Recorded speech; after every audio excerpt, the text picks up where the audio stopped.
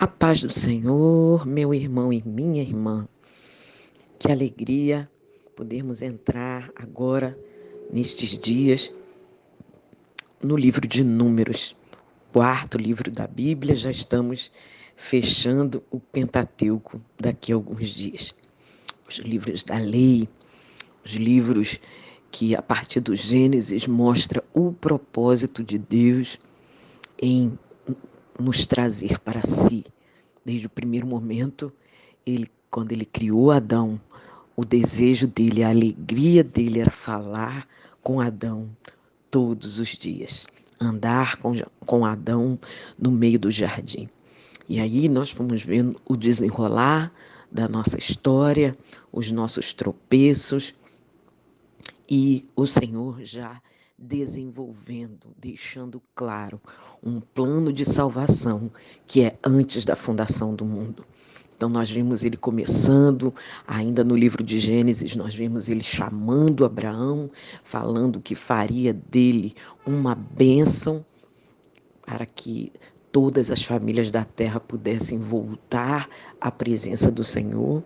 E nós vemos no livro do Êxodo essa família de Abraão multiplicada no Egito, sendo resgatada pelo Senhor e começando um caminho pelo deserto para chegar à terra prometida, para que ali fosse instituída e instalada como nação, para que vivesse na obediência ao mandamento do Senhor, para que Deus pudesse habitar no meio dele e ela ser uma lâmpada para todas as nações, para todas as pessoas terem notícia. E tiveram notícia da mão do Senhor, porque a mão do Senhor sempre se estendeu, ainda que muitos não puderam participar disso por causa da sua desobediência, do seu coração endurecido e da sua rebeldia.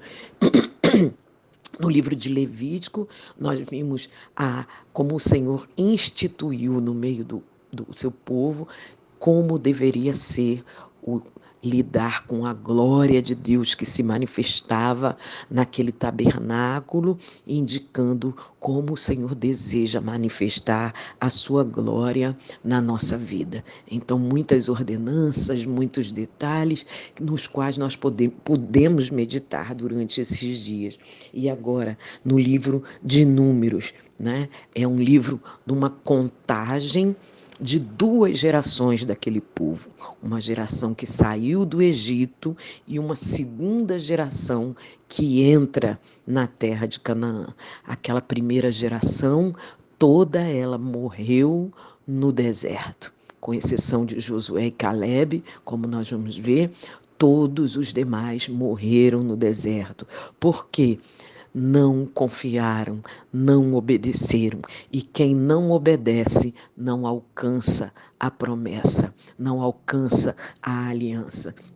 Então nós vamos ver que Deus acompanha o seu povo através de grandes períodos ali no deserto. Foram 40 anos, o Senhor se mostrando, o Senhor provendo milagrosamente, mas o povo endurecendo o seu coração.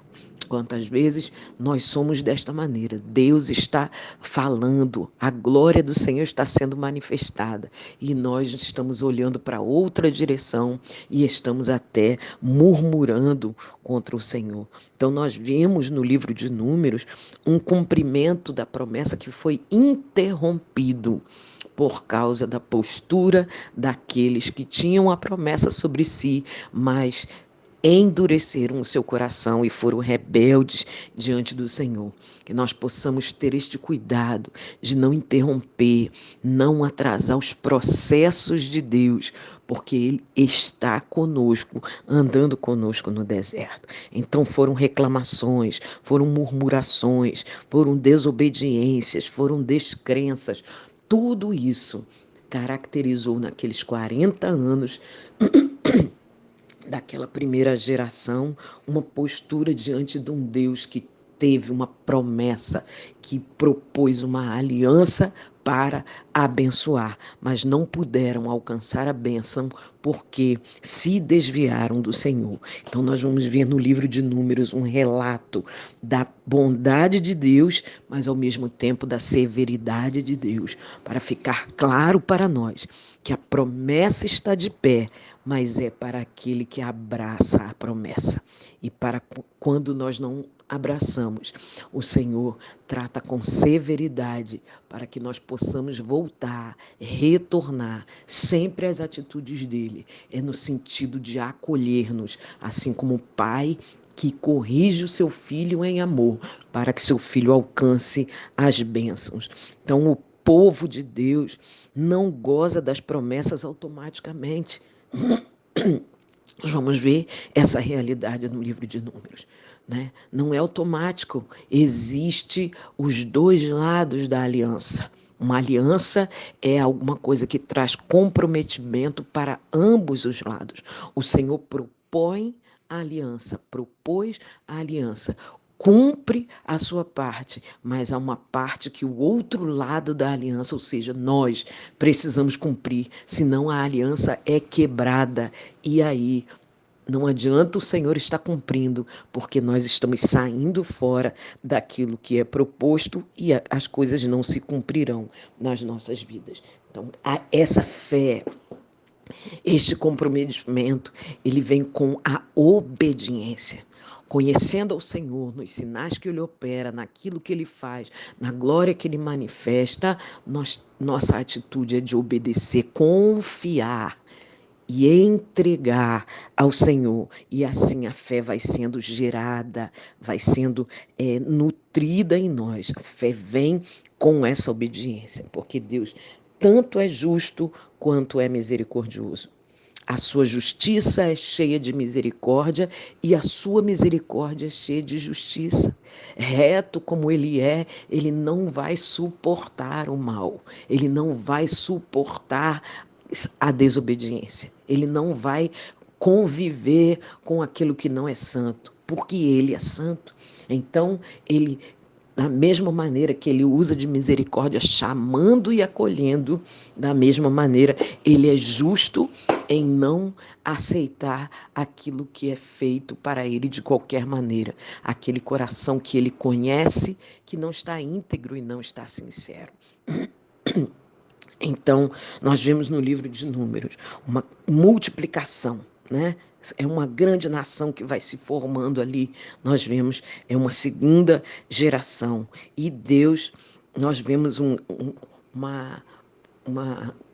detalhe nos chama a atenção no livro de Números, Deus usando um adivinhador estrangeiro para trazer palavras de bênção sobre os seus servos. Nós vemos que Balaão era chamado de profeta, mas nós vamos ver referência dele nos livros da Bíblia até o Apocalipse, que deixa claro que ele era um profeta no sentido de que ele era um prognosticador, né? Mas ele não era um profeta de Deus.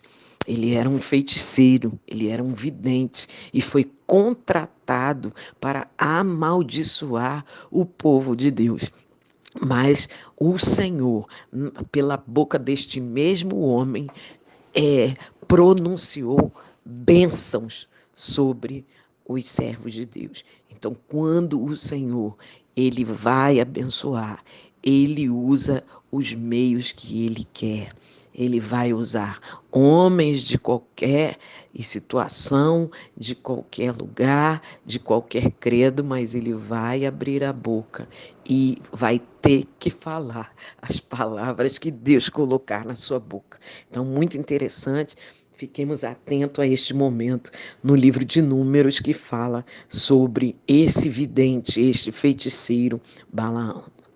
Pois bem, Deus cumprirá a sua parte e os seus propósitos se realizarão. Basta nós sabermos se nós estamos posicionados em obediência, em temor, em amor ao Senhor, para que isso se cumpra nas nossas vidas. Como um reino de sacerdotes que fomos constituídos, o sacerdote ministra. Então, em todo tempo, clamar, em todo tempo, interceder, em todo tempo, ministrar, para que os corações sejam amolecidos e ouçam a voz do Espírito Santo. Unidade, integração é o que o Senhor nos propõe e que nós possamos viver todas essas coisas, observar todas essas coisas e que o Espírito de Deus ministre ao nosso coração na leitura e oração com o livro de Números. Deus abençoe, queridos, a paz do Senhor.